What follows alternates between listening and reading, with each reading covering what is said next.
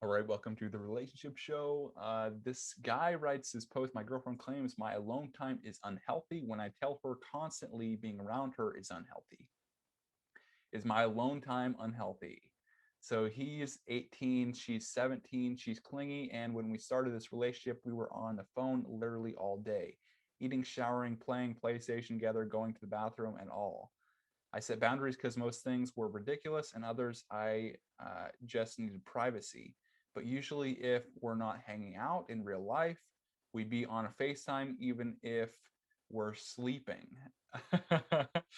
Okay, yeah. So, I mean, dude, if you're 18, 17, excited with relationships, probably having sex for maybe the first time or whatever.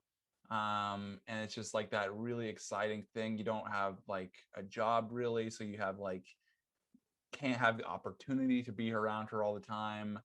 And so the two of you do that. But what is the consequence? It's like guys like to solve their problems and get some alone time. Women like alone time as well, but like you'll notice like when a guy is like angry or something like that, he's not going to go like try to like go tell his friends how hurt he is or tell you how hurt he is or tell what he's feeling, because he just doesn't really think that way. He's not going to like bring up his feelings in like a word form. What he's going to do is he's going to go blow off some steam and just maybe go off in a shop or go off and just do something and just like get away from everything. And then with that time and aloneness, it's like that's how guys really solve a lot of their problems. And it's like she probably doesn't understand this. She's 17, probably hasn't, no one's probably ever told her this, or she hasn't observed this, or known to even recognize it at this point.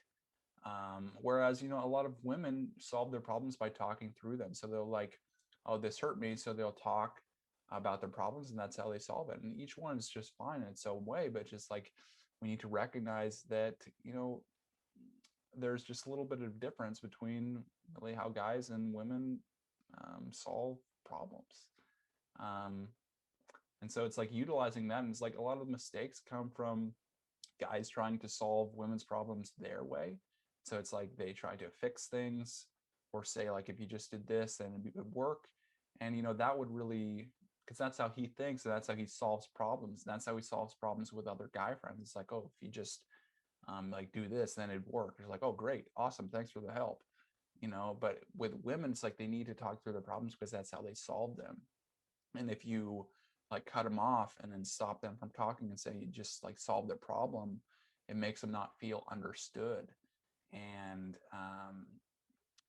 you just have to let them speak. And so there's just differences with how guys and women solve problems. And you just have to recognize this. um, and he's not feeling like he gets that space to do that, and really that space, and he almost feels trapped. And the three C's of masculinity are being controlled and criticized, and what we'll see here is those will be illustrated. So it's like we got into an argument, and I had told her that constantly being around her just isn't healthy, and I don't get a lot of alone time. Really, I don't. At max, I take maybe 4 to 6 hours by myself.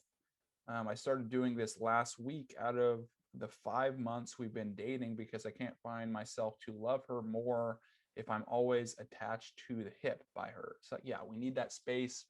Another principle is the principle of closeness and separation. It's like managing that space between you and them because like the space is essential for, missing, wondering, being a challenge, especially like raising a woman's attraction. She has to wonder about you.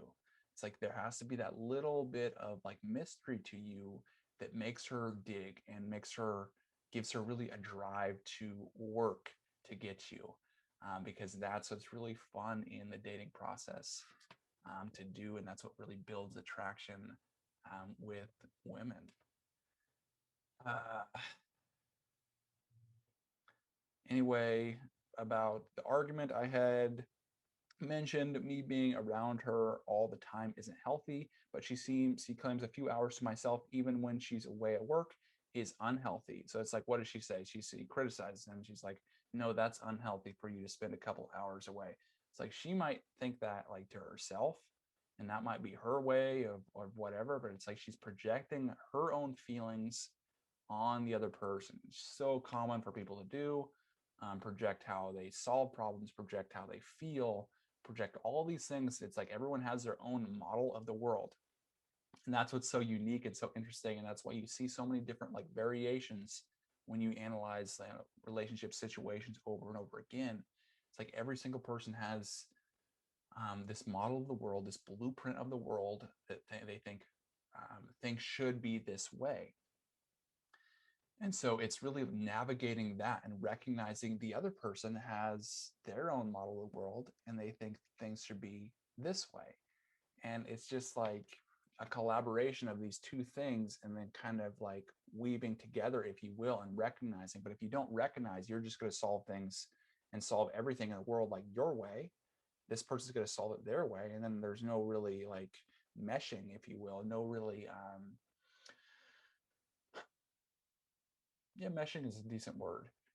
Um, but let's see.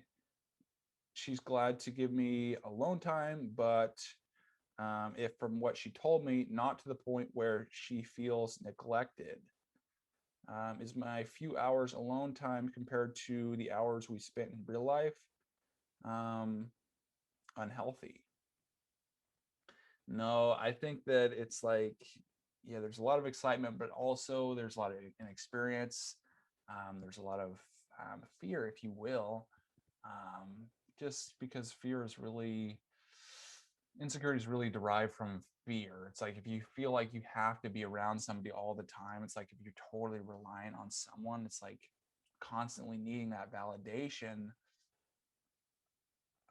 The unhealthy word you keep mentioning, I would say that is more unhealthy, that you need somebody else to feel a certain way and you're reliant on someone else. Because if you get over reliant on someone, they could always leave you.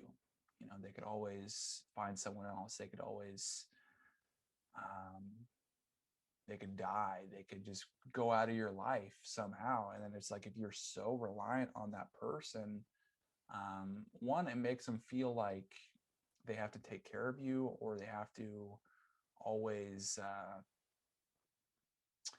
I guess give you that validation. And if they always have to give you that validation, it's almost like, oh, it almost is a negotiating standpoint where it's like, is this really of value? And so when you're just like projecting your insecurities and always needing that validation, it really just shows that you almost don't feel worthy in a lot of situations.